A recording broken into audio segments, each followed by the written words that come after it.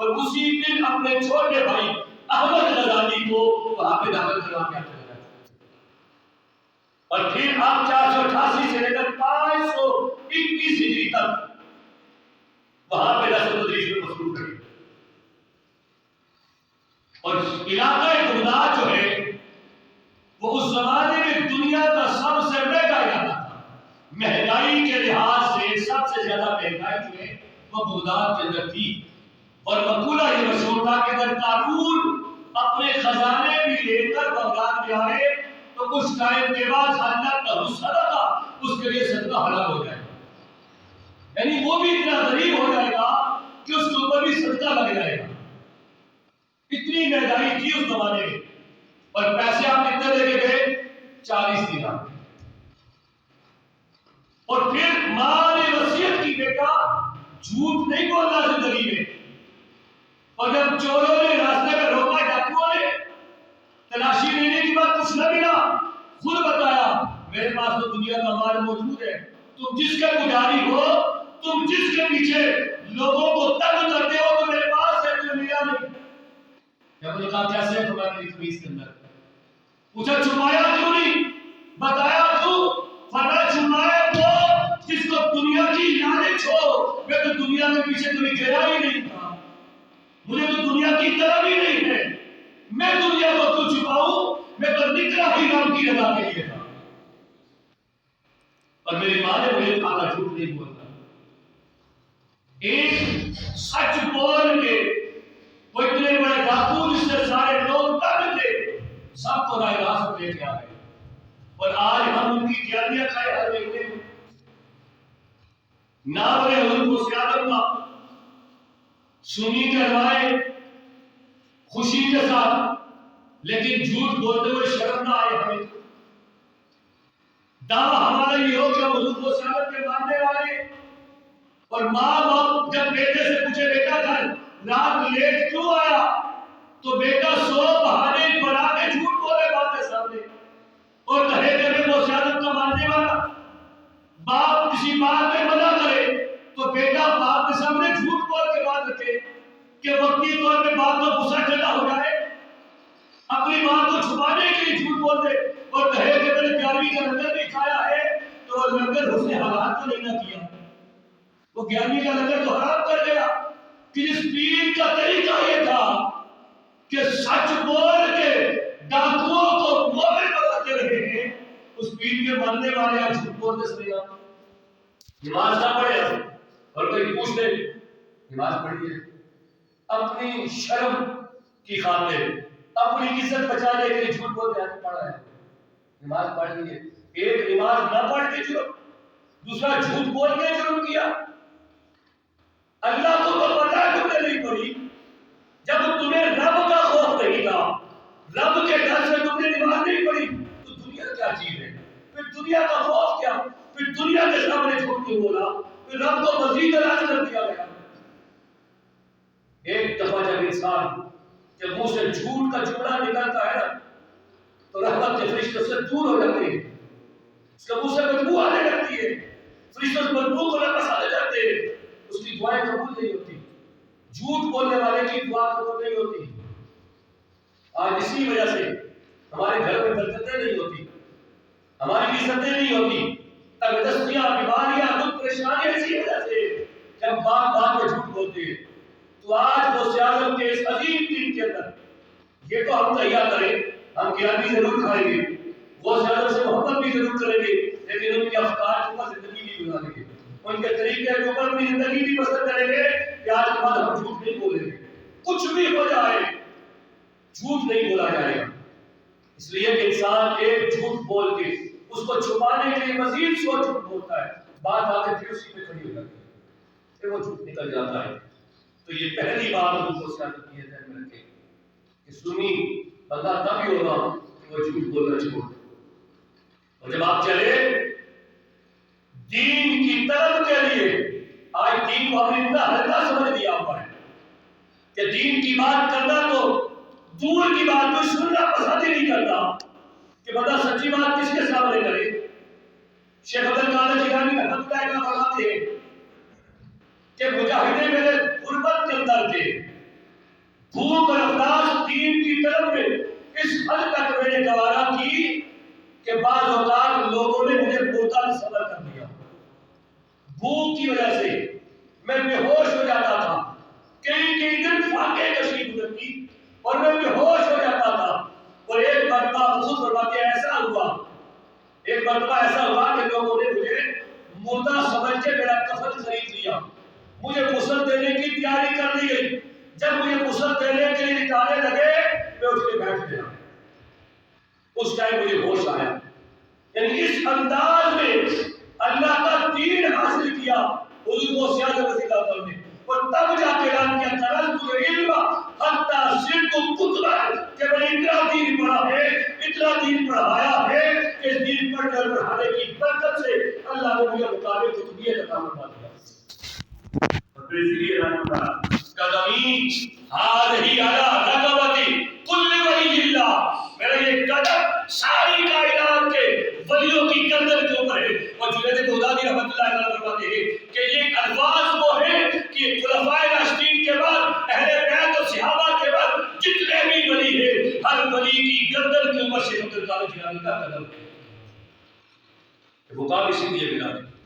اور پھر آپ نے جب دین پڑھا تو دین پڑھنے کے بعد آپ نے دین کو پڑھایا. 33 سال تک مسجد تدریس پہ بیٹھ کے نبی کا دین پڑھاتے رہے اور 30 سال تک فتویٰ نویسی کرتے رہے. آج صرف ہم نے پیروں کو صرف چاولوں تک محدود کر دیا ہے. ہم سے سمجھتے ہیں کہ گیانی کے چاول ہم نے کھائے تو بڑا حق ادا ہو گیا. ہم ان کی سیرت کیوں نہیں پڑھتے؟ 30 سال تک بیٹھ کے فتویٰ نویسی کرتے رہے. 33 سال تک مسجد تدریس پہ بیٹھ کے قرآن و حدیث پڑھایا. اور اس کے بعد ہر سال آپ کے مدرسے کے اندر سے 3000 طلباء فارغ التحصیل ہو کے نکلا کرتے تھے. 3000 طلباء ہر سال نکلتے تھے جو درس نظامی مکمل کر کے نکلتے تھے. 33 سالوں میں تقریباً 99,000 بنتے ہیں. 1 لاکھ کے قریب براہ راست طلباء آپ کی مجلس سے درس نظامی مکمل کر کے دنیا کے سامنے آئے. اور پھر جب آپ پڑھانے کے لیے بیٹھتے تھے تو 70,000 کا مجموعہ ہوتا تھا. ایک دورے 70,000 کا مجموعہ. اور 70,000 کے مجموعے میں آپ کی طرح اسپیکر بھی نہیں تھے. جس طرح کی آواز پہلے بندے کو سمجھ آتی آخری بندے کو بھی سمجھ آیا کرتی تھی. اور 70,000 کے مجموعے میں کوئی صرف کی تعلیم لینے آتا, کوئی نحو کی تعلیم لینے کے لیے آتا, کوئی اصول فقہ کی تعلیم لینے کے لیے آتا, کوئی ادب کی تعلیم کے لیے آتا, کوئی اصول حدیث کے لیے آتا, کوئی حدیث پڑھنے کے لیے آتا, کوئی اصول قرآن تفسیر کے لیے آتا, کوئی تفسیر پڑھنے کے لیے آتا, کوئی الجبرا جغرافیہ کسی بھی لحاظ سے جو بھی سیکھنے کے لیے آتا تھا اس کو اپنے من کی مراد حضور غوث اعظم کی وجہ سے مل جایا کرتی تھی. وہ سب کچھ پڑھ کے جایا کرتا تھا. اور پھر آپ نے کس انداز میں زندگی پہ اگر آپ غور کریں, شادی آپ نے 4 کی, 27 بیٹے تھے آپ کے. اور اگر بیویوں کے نام دیکھیں تو ایک بیوی کا نام مدینہ ہے, ایک بیوی کا نام محبوبہ ہے.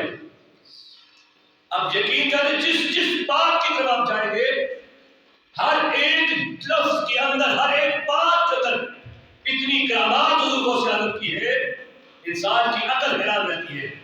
لیکن پوری زندگی میں کوئی ایک مرتبہ بھی یہ ثابت نہیں کر سکتا کہ غوث اعظم نے کہا ہو میں نے اتنی نمازیں پڑھی ہیں, میں نے اتنے روزے رکھے ہیں, میں نے اتنے چلے کاٹے ہیں, میں نے اتنے مجاہدے کیے ہیں تب مجھے یہ مقام ملا ہے.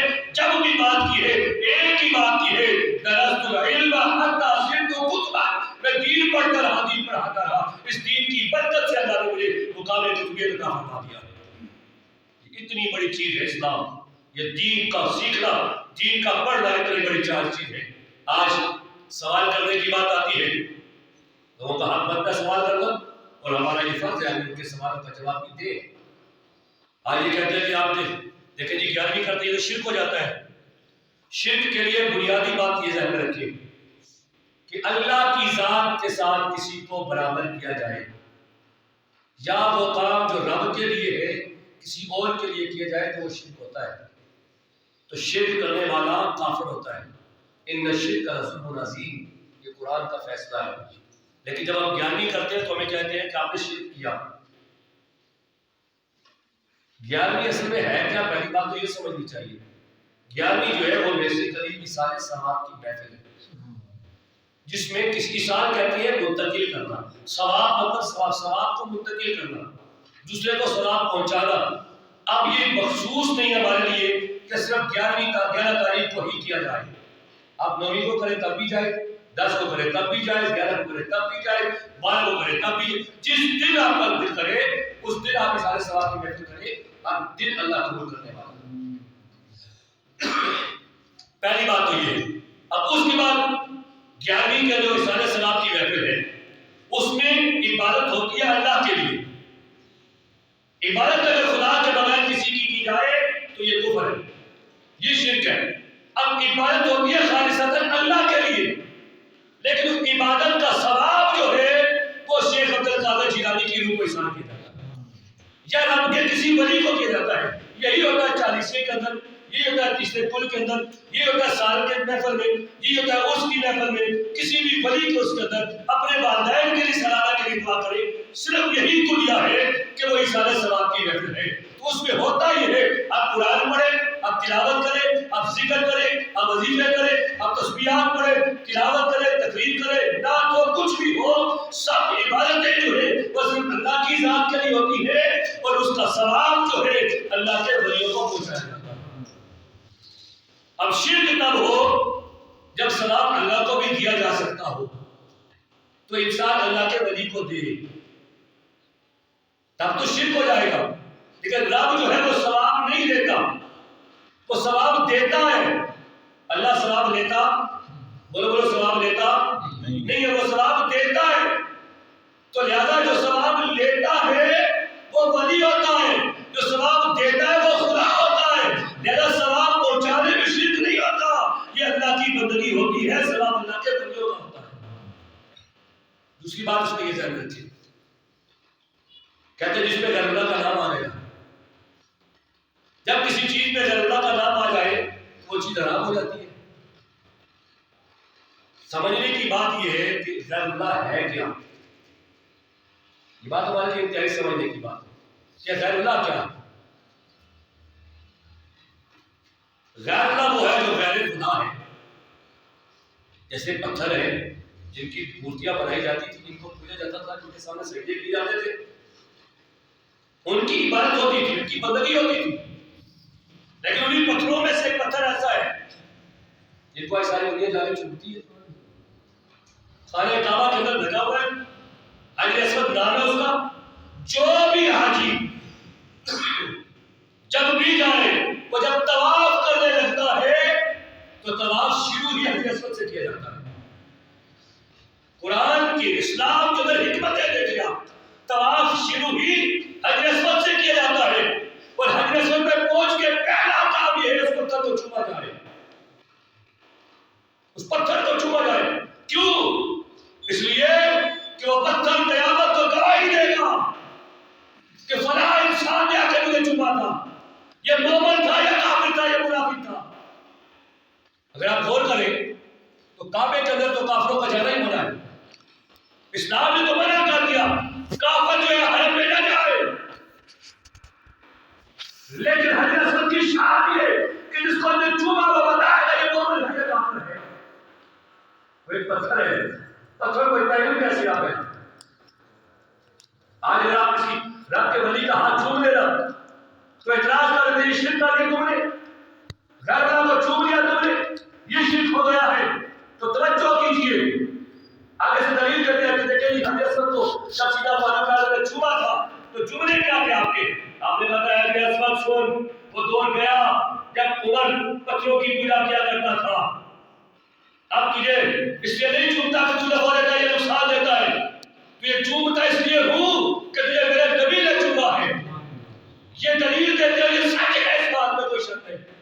لیکن افسوس یہ کہ آدھی بات کیوں بیان کرتے ہو، اگلی بات کیوں نہیں بیان کرتے؟ جب یہ بات امیر المومنین سیدنا فاروق اعظم نے کی تو پاس باب مدینۃ العلم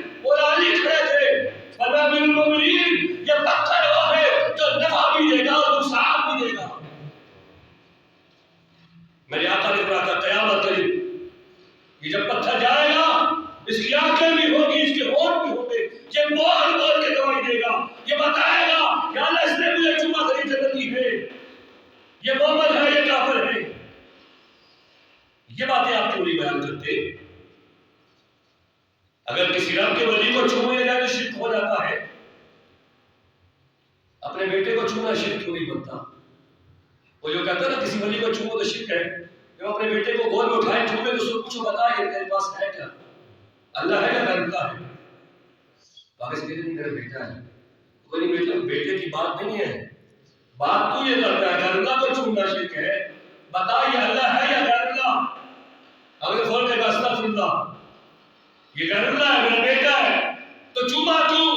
منع کرتا ہے اللہ کو چھونے سے کہ نہیں میں نے عبادت کی وجہ سے نہیں چوما، میں نے محبت کی وجہ سے چوما ہے۔ گویا چومنے کا تعلق عبادت سے نہیں، چومنے کا تعلق محبت سے ہے، اسی لیے سنی آج بھی آپ کے ولیوں کو چومتا ہے، وہ عبادت کی وجہ سے نہیں اپنے اللہ کی محبت کی وجہ سے چومتا ہے۔ تو چومنا عبادت نہیں ہوتی۔ چومنے میں تین وجوہات ہیں، یا چومنا ثواب ہے، یا چومنا جائز ہے، یا چومنا حرام ہے، چوتھی بات ہو ہی نہیں سکتی۔ چومنا شرک ہو ہی نہیں سکتا۔ میں نے پہلے بات کی شرک کے لیے ضروری یہ ہے کہ جو کام اللہ کے لیے ہو وہ دوسروں کے لیے کیا جائے، تب شرک بنتا ہے نا۔ تو اللہ کو کوئی چوم سکتا ہے؟ کون ایسا جو خدا کو چوم سکے؟ جو خدا کے ہاتھ ثابت کرے وہ کافر، جو خدا کے پاؤں ثابت کرے وہ کافر۔ خدا ہاتھ سے پاک، پاؤں سے پاک، خدا کو چوما نہیں جا سکتا، اس لیے رب کے ولیوں کو چوما جاتا ہے۔ اور لوگ کہتے ہیں شرک ہو گیا۔ شرک کیسے بنے گا؟ چومنا شرک نہیں ہوتا، یا ثواب یا جائز یا حرام، تین کام ہو سکتے ہیں۔ اب ثواب کیسے؟ ماں کے قدم چومے ثواب ہے، باپ کے ہاتھ چومے ثواب ہے، پاؤں چومنے ثواب ہے، اپنے بیٹے کو چومنے جائز ہے۔ لیکن اگر کسی غیر محرم کو جا کے چومے تو حرام ہو جائے گا۔ یا ثواب یا جائز یا حرام، شرک والی تو بات ہی نہیں آ سکتی اس میں۔ تو پھر شرک کی رٹ کہاں سے آ گئی؟ ہر بات پہ کہ غیر اللہ کا نام آ گیا تو یہ غیر اللہ ہوگی بات، یہ بات نہیں ہے۔ وہ غیر اللہ نہیں، وہ اللہ والے ہیں۔ اگر یہ بات ہے تو اٹھاؤ بخاری شریف کو۔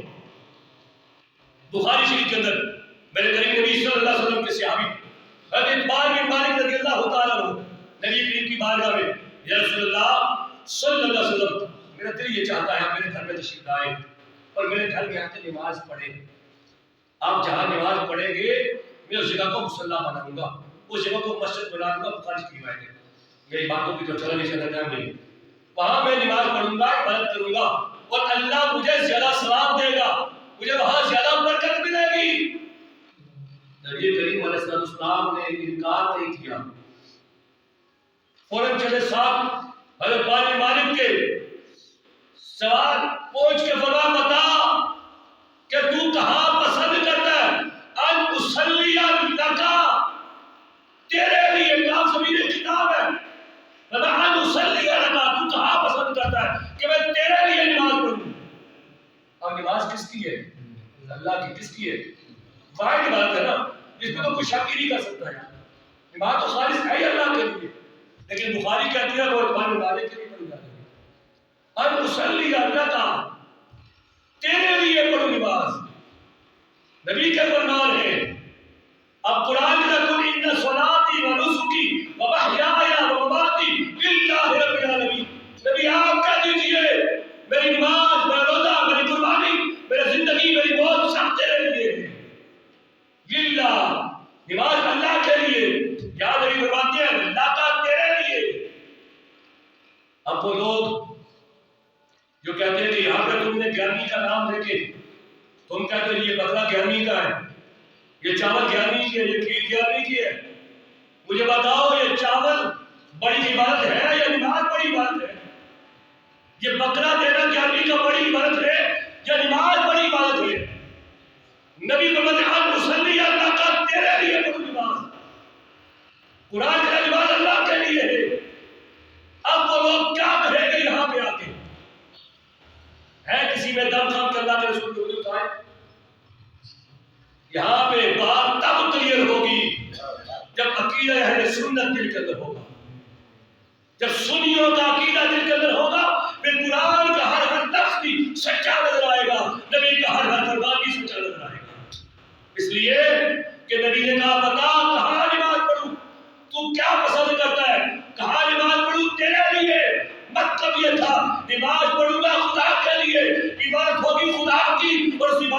برکت خدا تجھے عطا فرمائے. اور یہی عقیدہ ہوتا ہے غوث اعظم کی 11ویں کا, یہی عقیدہ ہوتا ہے اس کا, یہی عقیدہ ہوتا ہے 40ویں کا, اصحاب ثواب کا, کل کا, والدین کے سلانے کے دعا کے لیے یہی عقیدہ ہوتا ہے کہ بندگی خدا کی ہوتی ہے, اس کا ثواب اپنے بزرگوں کو پہنچا دیا جاتا ہے. تو یہی بات ہوتی ہے حضور غوث اعظم کی 11ویں کے لیے.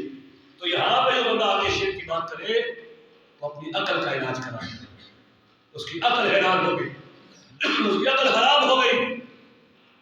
آج عجیب عجیب انداز میں ایسے ایسے سوال اٹھنے لگتے ہیں کہ انسان پریشان ہو جاتا ہے کہ یار ان لوگوں کو ہو کیا گیا ہے, یا تو یہ قرآن پڑھتے نہیں یا حدیث پڑھتے نہیں, یا پھر کسی کی ایڈ پہ یا دنیا کی لالچ میں فتنہ پیدا کرنے کے لیے مسلمانوں کے اندر لڑائی جھگڑا پیدا کرنا چاہتی ہے. وہ چیزیں جو ثواب کی ہیں ان کے اندر بھی اختلاف پیدا کیا جاتا ہے.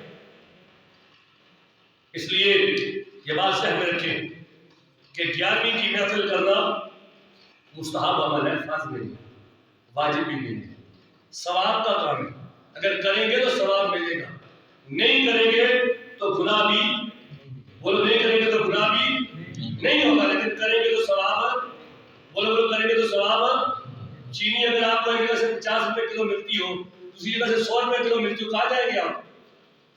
50 والی جگہ پہ جائیں گے. تو جہاں پہ ثواب ملتا ہے وہ ثواب کیوں نہ کمائے؟